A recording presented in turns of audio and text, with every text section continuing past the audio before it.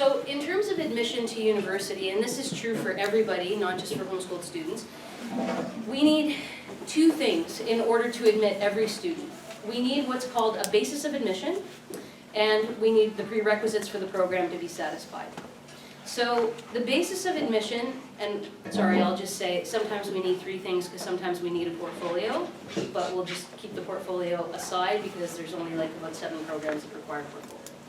So basis of admission and prerequisites. So what we mean by a basis of admission is we mean a way for us to calculate an admissions average that we can use, and a way for us to find the equivalent prerequisites to the grade 12 Ontario high school curriculum prerequisites that we need for the program. So for homeschool students, what ends up happening is when everyone's homeschool experience is very different. So when we talk to homeschool students, when I talk to homeschool students, we have sort of two kind of ends of that. So one is sort of like an unschooling or no schooling approach of homeschooling. So those folks will call and say, like, this is what we've been doing, how do we get in? So that's sort of one. And then another is very formal, curriculum driven, like fancy report card made at home, like full, grade 10 through grade 12 curriculum that looks almost like a US high school or a regular Ontario high school or something like that. So those are sort of the two extremes. So for us, when we're looking at grades, when we're looking at a way to calculate a basis of admission, we're not using either of those things. So a homeschool curriculum, a homeschool transcript we can't use, and of course something, if you're doing unschooling or no schooling, then there's really nothing for us to look at. So what we're looking for is we're looking for a way to do that. So the way that people do that are a variety of different ways. So sometimes what happens is folks will homeschool to a certain point and then they call me like in grade 10 or grade 11 and they say like, this is what we want, my student, my son, daughter wants to go into engineering, what are my choices? So there's a few choices about how to do this, how to gain a basis of admission. So here are the ways that you can do that. So the first way that you can do that, and the most obvious but the most dismissed and hated way, but I'm just going to say it anyway, is you can join a day school for grade 12. That's like the easiest way, is like stop homeschooling after grade 11, join a day school in grade 12, take the 6 grade 12 university level courses, take the prerequisites, follow the chart in the view book, ta-da. You're done. That's it. Yeah, right. That's no thanks. I think like in the 12 years that I was assistant director, I had like 2 people like be like, oh, that sounds like a good idea. That's like, yeah, we homeschool for a reason. Yeah. But then they wouldn't have all the. Then do they fall at like a regular student? Yeah. Then literally we look at them like every other student. Yeah. So then they're going to everybody else. Wait. That's okay. So they have to have all the credits. No, they don't have to have all their credits. So I just need the 6 in grade 12. I don't need the whole OSSD with the literacy test and the blah blah and the 30 credits. I don't need all that. Because they were homeschooled? Yeah. Okay. Yeah. So that's fine. Okay. So I'm not looking for the diploma. I'm looking for the 6 grade 12 courses. Okay. That's what I'm looking for. So day school, ew, no. But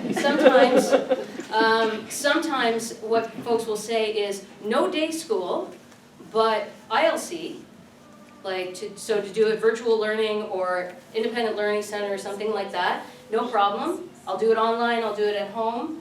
Pick up the 6 grade 12 U or M courses plus prerequisites.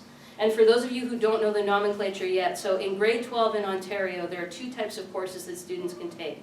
4U, which are university level courses, and 4M, which are what they call mixed courses. So we will take either U or M level courses. We need 6 of them to make a basis of admission, and prerequisites would always have to be at the U level. So for those of you who aren't familiar with the grade 12 nomenclature. So if you're looking to do 6 grade 12 courses, possibly not the day school, but maybe online, picking up Ontario curriculum courses. One of the advantages to this is that a lot of the people, not everybody, but a lot of the people who are coming through and coming into those first year courses are coming in with the Ontario curriculum. And so the first year courses are sort of not completely designed with that expectation in mind, but sort of peripherally designed with that expectation in mind. So you're not running into sort of a situation where, for example, some of our American high school students run into where the topics that they take in calculus aren't exactly the same as the calculus and vectors course here, and then they get here and they start taking our first year calculus and they're like, I need to go read some chapters on my own because I'm totally lost, I missed a whole bunch of things, and so then they kind of have to go back and figure out what the heck is going on. So that's one way. Now, when I say 6 grade 12 U or M level courses, that's one thing you could do. I mean, if you felt like spending your grade 12 year in Alberta, I would take, there's like the Alberta curriculum in here too. I would take whatever the grade 12 is for Alberta or whatever, but I know that most people are thinking of Ontario, so we'll limit our discussion to Ontario. So that's one way. Yep. You know, if most of the public high schools will be pretty flexible with like waiving the prerequisites for the grade 12 courses, or just like Yeah, in terms of grade like 9 to not, 11 yeah, English yeah, or like whatever. showing, if you show up and you're like, I wanna be in grade 12 functions, and they're like, well, we have to put you in grade 11 functions first, like that kind of Yeah, question. It seems to me that most of the homeschoolers who are following like a structured curriculum and can demonstrate the learning, they usually don't have a problem. That's been my experience, but I can't say for everybody.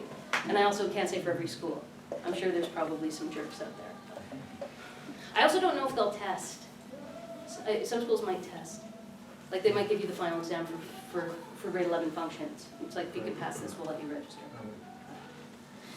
So that's one way, day school or online. So if neither of those are suitable, then you can do it via third-party testing. So you can create a basis of admission using SATs or ACTs or something like that.